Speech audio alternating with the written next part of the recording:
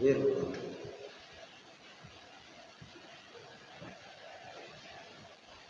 الأكوان ظاهرها غرة وباطنها عبرة.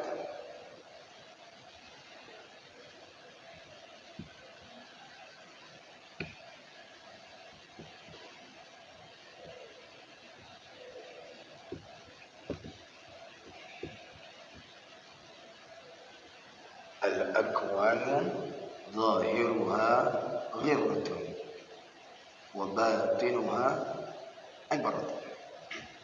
فالنفس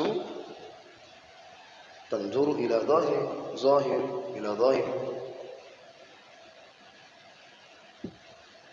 فالنفس تنظر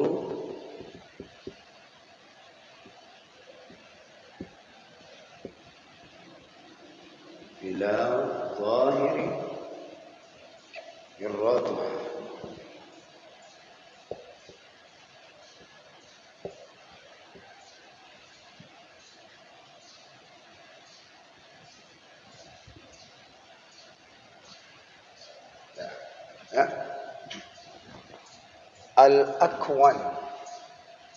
الأكوان ظاهرها غرة وباطنها عبرة. فالنفس تنظر إلى ظاهر غراتها.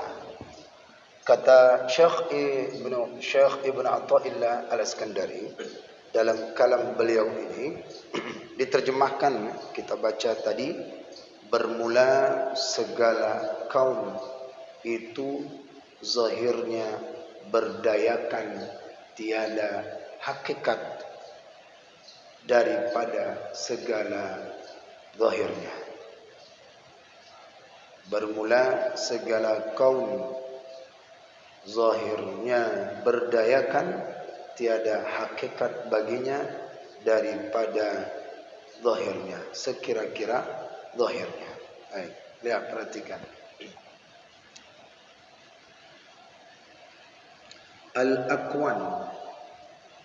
Al-akwan di sini,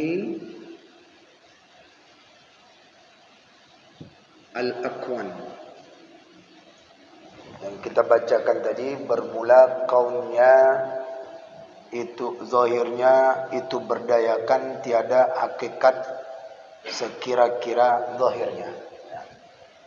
Al-akwan, alam raya.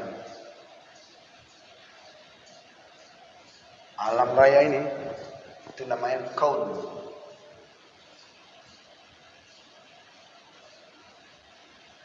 Jamaknya akwan. Alam raya, kaun, jamaknya akwan. Zahiruha itu nampaknya.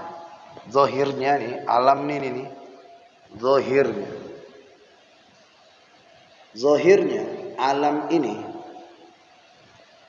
ghirratun, itu berdayakan, tiada hakikat sekira hakikatnya. Maknanya alam raya ini adalah yaitu berdayakan, tipu daya.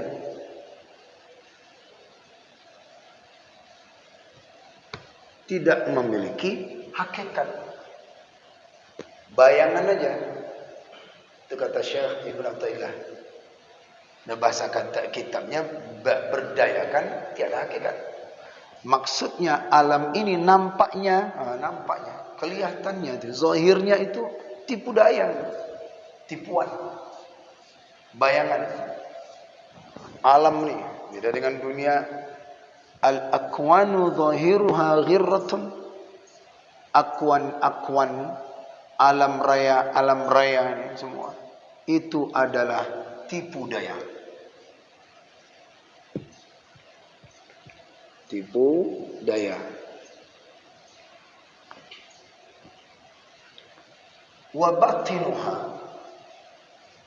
batinuha, dan batinnya alam itu, alam raya ini, akwan ini, kaun ini, batinnya, dalamnya ibratun, dalamnya itu adalah pelajaran, ibrah.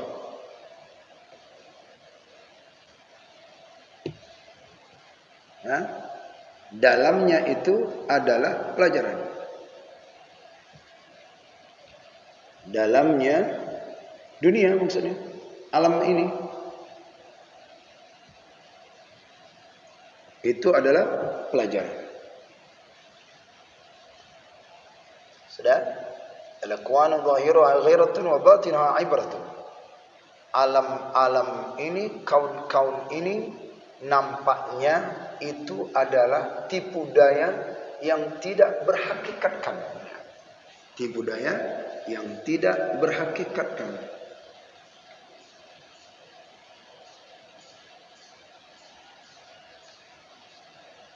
Berhakikatkan.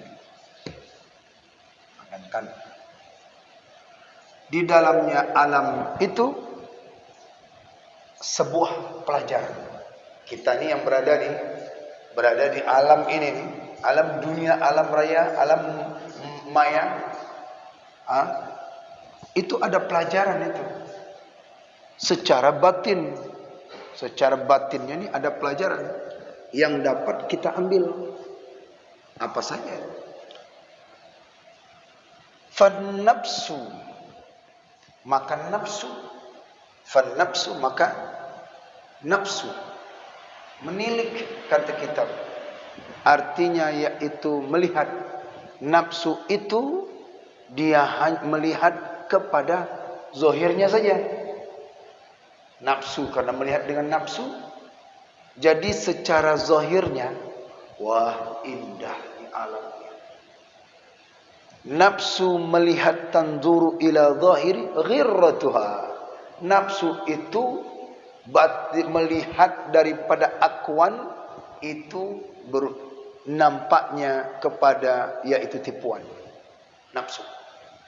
Nafsu melihat, mencermati kepada nampaknya zahirnya alam itu tipuan secara akwan. Nafsu, ini nafsu. Nafsu melihat kepada zahirnya alam itu ternyata tipuan.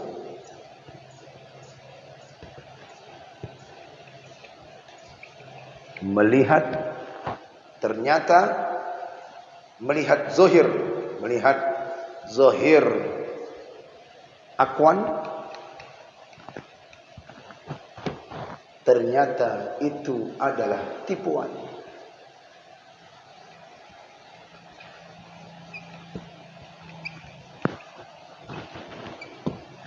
Tipuan. Nah. Dan batinnya batinnya itu ibarat pelajaran. Dalamnya dunia, alam-alam itu, alam raya, akwan-akwan tadi itu tempat memandang segala haqaiq. Itulah dia. Segala rahasia-rahasia yang di dalamnya rahasia. Bagi siapa? Bagi orang yang berakal. Orang yang berakal itu dia pandang dunia ini tidak pandangan yang indah-indah. Dia memandangi secara hakikat dulu. Dia pandang bahwasannya di dunia ini adalah tempatnya haqaiq. Itu kitabnya tuh, haqaiq. Dunia ini adalah tempat batinnya itu adalah haqaiqul haqaiq.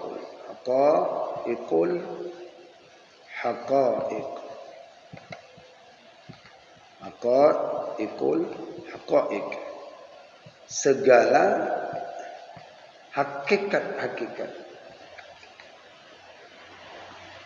Ya, batinnya. Ini satu. Ini yang pertama. Batinnya itu dunia, alam ini, segala hakikat daripada mengarahkan kekayaan, ghina. Kaya Allah.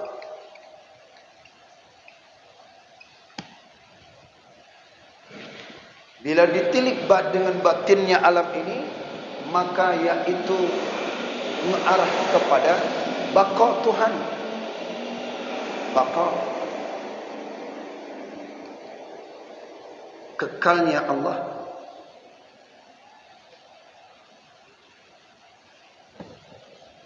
Ini batinnya.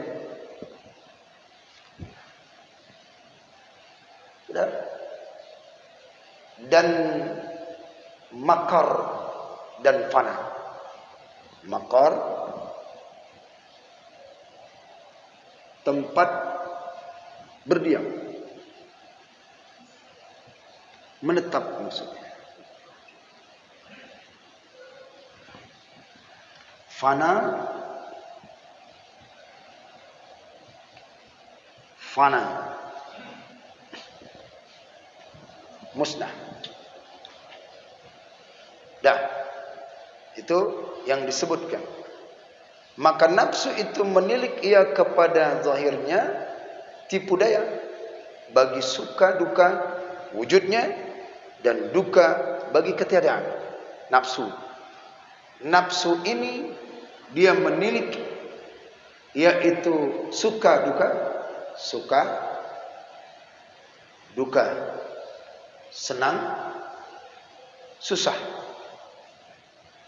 Dia lihat itu nafsu. Nafsu dia melihat bahwasannya suka bila ada dan duka kalau tak ada. Senang, maksudnya senang bisa senang bila ada wujudnya, bila ada sedih, duka bila tak ada. Bila tak ada. Nah, ini kerjaan siapa? Nafsu. Nafsu. Bila dia melihat alam ini dengan batinnya. Tapi kalau dia tidak melihat dengan batinnya, ya, bila dia melihat batinnya, itu bila ada sesuatu yang dia senang, maka dia suka. Bila dia sedih, maka dia tidak ada. Kalau dia melihat dengan alam ini, bahwasannya dia telah tertipu. Dia bila tertipu, tipu daya yang tidak berhakikatkan, makanya nafsulah yang bisa memandang. Paham ya? Kira-kira paham Pak? Ini ibaratnya dulu nih. Ibaratnya dulu. Intinya kalau kesimpulannya itu mudah paham. Tapi kita mengambil ibarat maksud tujuan pengarang. Itu maksudnya. Kalau secara umumnya udah gini, dunia itu tipu daya. Ya kan? Yang bisa tertipu itu adalah orang hanya melihat zahirnya saja. Yang tidak tertipu, dia tidak melihat zahir, dia pakai melihat batinnya, nafsunya. Ini nafsu. Bila dia pakai daripada nafsunya, maka dia bila ada harta senang, bila tidak dapat harta susah. Tapi orang yang berakal dia nggak begitu. Itu maksudnya. Dan orang yang berakal hidup di dunia ini nggak ada ngemikirin dunia yang dia tinggalkan itu, dunia yang dia tempatin makornya nih, tempat dia tuh, dunia itu ibaratkan bayang-bayang. Apa kekayaannya? Dunia, alam itu, bayangan, kesenangan sesaat, senangan sesaat. Itu makanya alam ini dipandanglah bagi orang yang berakal nih, bagi orang yang berakal. Dikejar terus dunia, harta, siang malam. Karena dia melihat nafsu, dia menatapnya itu dengan nafsu. Coba kalau dia menatapnya qalbu tadi itu, nanti ke ujungnya ini. Kalau dipandangkan dengan nafsu, ini pasti tertipu dia. Tertipu. Ini namanya akwan. alam raya itu nampaknya tak berhakikatkan, ditipu dayakan oleh daripada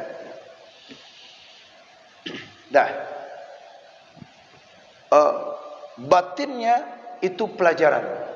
Batin dunia alam akuan itu adalah daripada pelajaran. Kalau Bapak tilik ya, kalau bisa dapat menilik di alam kita yang kita tempatin ini, planet, bintang, langit, malam, dunia, kemudian perkara-perkara yang di luar daripada dunia, kemudian di dalam bumi, itu semua pelajaran, Pak. Ibrah.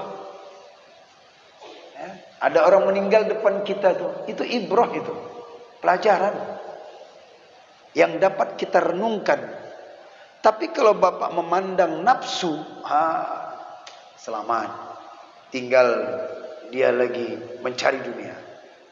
Hatinya terselubungkan dengan daripada alam. Sehingga kalau hatinya, nafsunya ini terselubungkan dengan alam, itu untuk munajat kepada Allah, beribadah kepada Allah, sulit.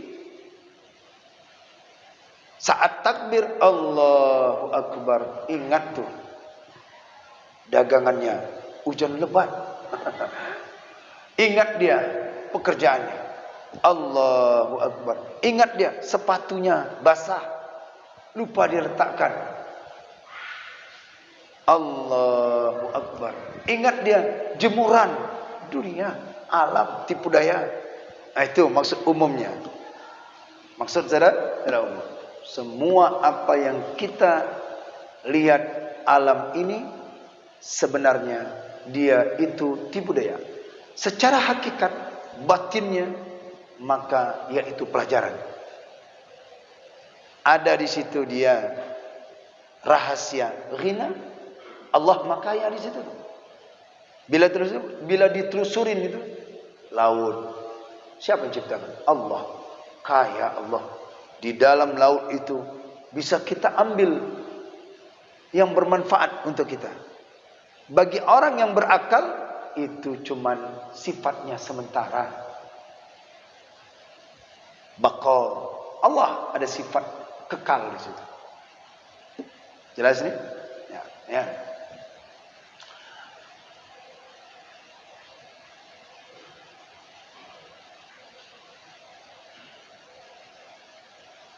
Wal qalbu yanzuru ila batini ibratuha. Wal qalbu yanzuru ila batini ibratuha. Maka disambungkan kalam berikutnya. Ada? Al akwanu zahiruha ghiratun wa batinuha ibratun fan nafsu tanzuru ila dhahirihi ghiratuha. Wal qalbu dilanjutkan oleh Syekh Ibnu Taimiyah. Wal qalbu yanzuru wal qalbu yanzuru ila batin wal qalbu yanzuru ila batin ghirratuha ibratuha.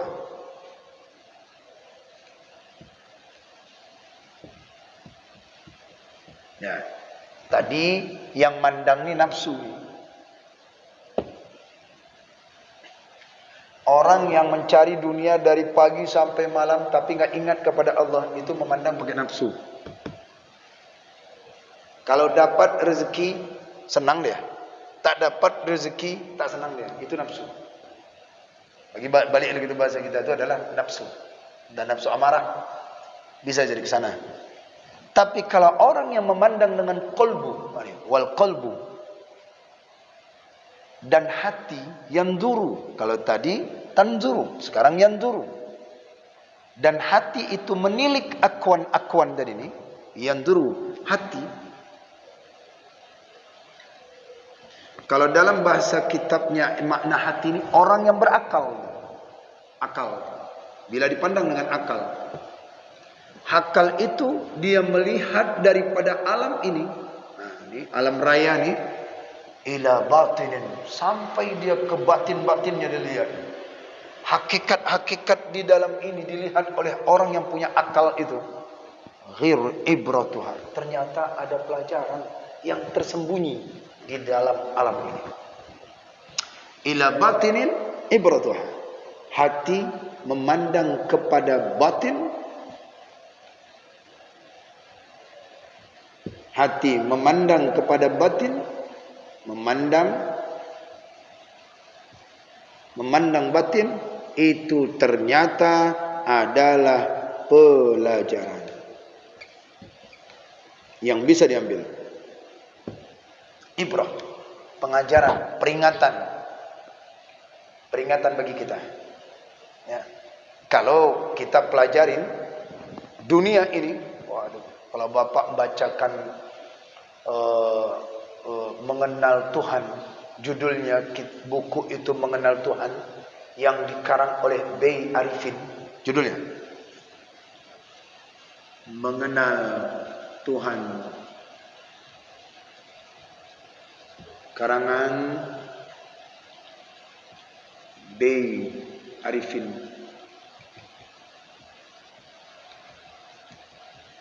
Ini ciptaan, ini menceritakan alam raya ini semua nih. Menceritakan alam raya. Bagaimana kita bisa menciptakan, mengenal Tuhan. Mengenal Tuhan, judulnya Mengenal Tuhan. Karangannya daripada B. Arifin. Ini saya baca Pak berulang-ulang, Masya Allah. Gak ada apa-apa. Berapa juta daripada bintang-bintang, kemudian manusia, penduduknya, sampai dibahas tentang alam itu. Dan kata beliau ini dikutip oleh ulama daripada, yaitu ulama Medan, Abu Kumala Medan itu dalam risalah Ma'rifat, beliau kutip pendapat daripada ini. Untuk ma'rifat kepada Allah, tuh lihat akuan alam tuh. Buya Hamka menjabarkan dengan secara, yaitu mengenal Tuhan dengan bahasa yang menyentuh kepada kita. Organ-organ tubuh kita. Ini kan alam juga ini. Akuan ini. Nah, organ tubuh kita berapa banyak daripada bagian daripada tubuh kita. Ini dibahas oleh B. Arifin. Kadang-kadang kalau nggak paham, kalau membaca pakai nafsu, aduh, tertutup tuh lagi. Pusing pun. Kalau nafsu. Tapi kalau membacanya dengan hati, Masya Allah, Ya Allah, langsung memuji Allah. Langsung memuji Allah ketika kita membacakan ini. Membacakan ini langsung kita puji, Ya Allah, ternyata alam yang Engkau ciptakan ini, Ya Allah, banyak pelajaran yang bisa hamba ambil, Ya Allah. Ya, kita di sini saja bersama ini aja, ini kan alam-alam, ya, bisa kita ambil. Maka orang yang punya hati, orang yang punya akal itu, dia melihat dengan dalamnya, batinnya itu, ternyata ada pelajaran yang tersembunyi. Jelas, oke? Nah, di kalimat oleh Syekh Abdullah Tuk ulama di sini, beliau sampaikan merujuk ke kitab-kitab lain, beliau kumpulkan di sini. Apa kata beliau ujungnya? Ini artinya ya, ini artinya. Dan hati itu menilik ia kepada batin ibaratnya. Dah, ini kalimatnya kan? Nah, dijelaskan oleh beliau. Maka suka bagi ketiadaan dan duka wujudnya, itu meniliknya. Kalau dengan hati, seperti segala hal orang yang dahulu-dahulu, apabila datang dunia atas mereka itu, maka kata mereka itu, dosanya telah disegera balasannya. Dan apabila jadi fakir atas mereka itu, maka kata mereka itu sebaik-baik tanda segala orang yang saleh. Lihat ujung kalimatnya Pak ya. Di ujung kalimat itu, orang-orang dahulu tuh, mereka apabila datang dunia dapat, harta dapat, dunia yang dia dapatkan, maka saat itu apa kata mereka? Itu orang dahulu. mereka datang dunia, kemudian emas ada, apa kata mereka? Aduh, bertambah dosa lagi. Kalau bahasa kita nih, nambah dosa lagi. Tanggung jawab mobil, tanggung jawab rumah, tanggung jawab harta, dari mana ke mana. Itu orang dahulu tuh. Kalau sekarang memandang senang, puas-puasin aja dulu mumpung hidup katanya. Tapi kalau orang yang dahulu dia memandang, apa katanya? Yang dia katakan ini, dosa udah dibalas. Bukan berarti kita punya harta itu suatu kebanggaan. Tidak, bagi mereka, orang dahulu udah dibalas dosa kita ini oleh Allah. Itu kalau dia datang dunia itu kepadanya. Tapi sebaliknya, apabila jadi miskin, fakir seorang itu, ini kata orang dahulu, maka kata mereka itu apa? Sebaik-baik tanda orang yang soleh, kekayaan tidak didatangkan kepadanya. Apa mau mana? Mobil mewah, rumah besar, tanah, harta berlimpah, tapi tanggung jawabnya lebih besar sana. Ya kan? Nah, bagi orang yang demikian itu, bagi kita ini, kenapa lah kita tidak kaya-kaya? Lihat orang mobilnya mewah, lihat orang rumahnya, hartanya melimpah, di mana-mana ada asetnya.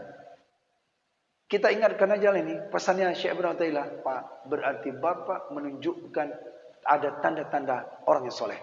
Nah, itu tuh. Kenapa tak diberikan kekayaan? Alah, pas sajalah. Keadaan kita dalam kondisi ini kita pas. Kenapa? Yang penting ibadah kepada Allah ada.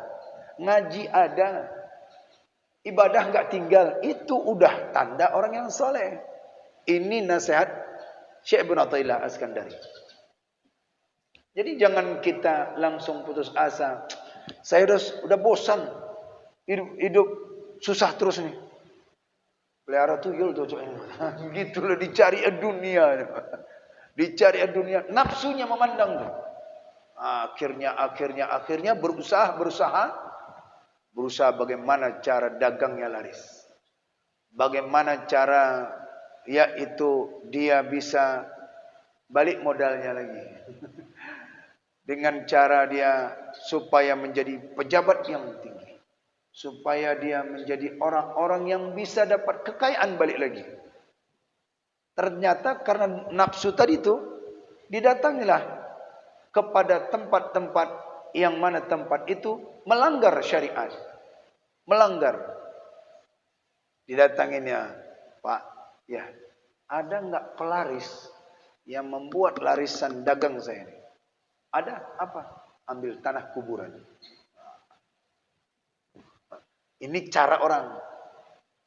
Ada enggak supaya dagangan dia itu tidak laris? Ada. Apa dia? Kencingin dia tempat jualannya. Banyak macam orang karena nafsu itu. Tapi bagi orang yang dia berakal, punya kolbunya itu, dia nggak mandang, udah itu rezeki dia. Kita harus senang.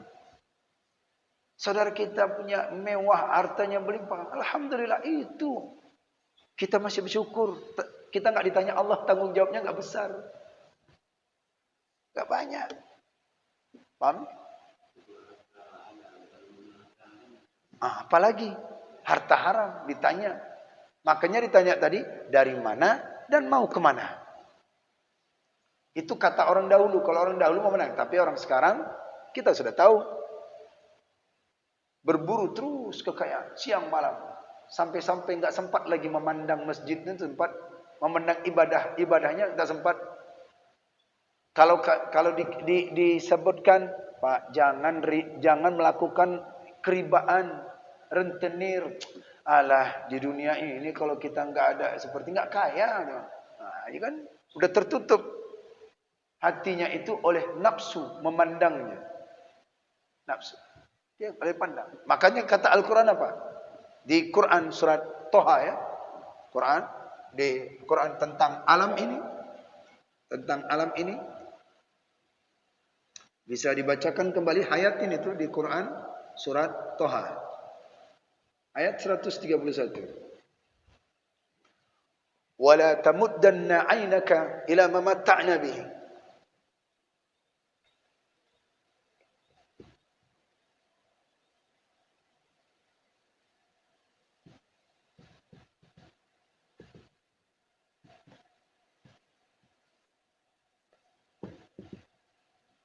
wala tamuddanna ainaika ila ma matta'na wala tamuddanna ainaika ma matta'na ila ma matta'na bihi azwajan minhum zahratal hayatad dunya. Bisa lihat lagi ya, bihi azwajan minhum zahratal hayatad dunya.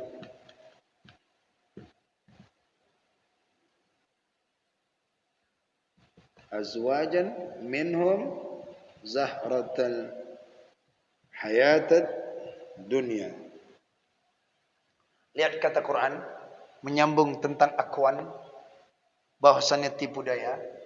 Kata Allah, wala tamuddanna, jangan engkau panjangkan, artinya jangan engkau terus memandangkan terus. Engkau lihat matamu itu tersilau, jangan engkau tersilau oleh matamu. Makna ini. Madda itu mad itu kan manjang. Dan itu dunia, mengarahkan ke dunia. Jangan engkau panjangkan, jangan tersilau kamu oleh matamu itu, akan kedua matamu itu ila ma matta'na, kepada yang senang-senang. Kepada yang senang-senang. Bihi azwajan minhum, terhadap daripada azwajan, pasangan-pasanganmu. Pasangan-pasanganmu ini azwajannya. Azwajan ini artinya pasangan. Kalau istri azwajatun. Azwajan itu pasangan, baik perempuan, laki-laki, laki-laki dan perempuan. Minhum, di antara mereka, baik laki-laki dan karena pasangan-pasangan ini contohnya pasangan-pasangan ini kan alamnya. Zahratal hayatid dunya, itu bunga perhiasan kehidupan dunia. Al-Quran dengan bahasa halus menyebutkan itu adalah bunga-bunga perhiasan-perhiasan kehidupan dunia. Zahra, perhiasan kehidupan dunia. Zahratul hayatid dunya.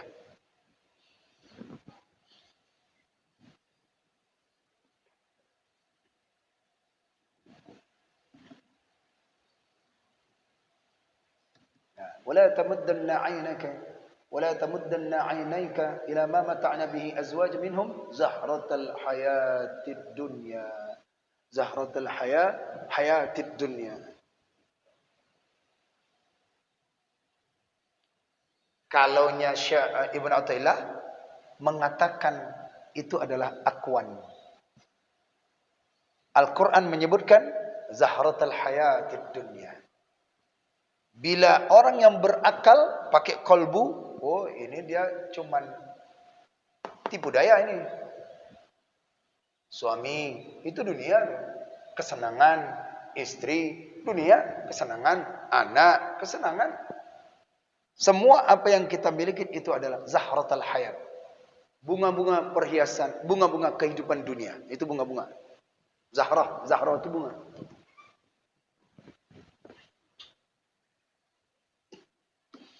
Paham ini kira? Jelasnya? Secara umum. Tapi kalau baca kitabnya pusing tadi tuh. Kalimatnya. Ya, kalimatnya, kemudian kemana maksud dan tujuan istilahnya. Ada istilahnya di sini nih. Maka kalau dipahamkanlah oleh ustaz-ustaz secara umum, orang awam nggak nangkap ini nih. Paling bacanya udah dunia itu dunia itu sementara. Ya. Tapi bila kita kaji dalam lagi nih, kita lihat daripada hakoik, ternyata ada pelajaran di dunia ini, alam ini, akuan ini bagi mereka. Makanya kata Nabi apa? Apa kata Nabi? I'mal lidunya ka'annaka ta'ishu abada. Bekerjalah kamu di dunia ini seolah-olah kamu hidup selama-lamanya. Kemudian apa lanjut Nabi? Beribadahlah kamu kepada Allah seolah-olah kamu akan mati besok. Jadi jangan salah pasang. Ini nyambung kayak ceritanya tafsir semalam nih. Nyambung nih tafsir malam nih ya. Baik. Nah, itulah dia luar biasa pemaham. Kita baca lagi. Bila sudah paham. Berarti kita tidak diberikan oleh Allah kekayaan. Itu Allah menunjukkan, kata Syekh Ibn Athilah, tanda orang yang soleh. Jadi jangan putus asa kita. Tidak ada kekayaan, tidak apa-apa. Tinggal juga nanti kekayaan itu.